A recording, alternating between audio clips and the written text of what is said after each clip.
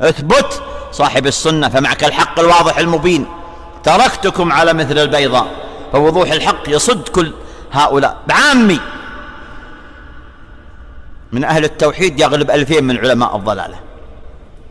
أحدهم عجوز ذهبت إلى العلاج في بعض البلاد التي فيها قبر الحسين، فقالت لها قائلة وهي تعالجها: ما تذهبي لقبر الحسين دعاء؟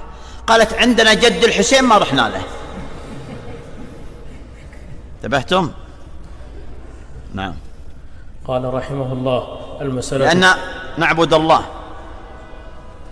فلما نصحهم ذاك قال: لماذا لا تلجأ للصالحين فهم أحياء عند ربهم يرزقون؟ قال: أنا أدعو الذي يرزقهم. أحياء عند ربهم، أكمل. ها؟ من اللي يرزقهم؟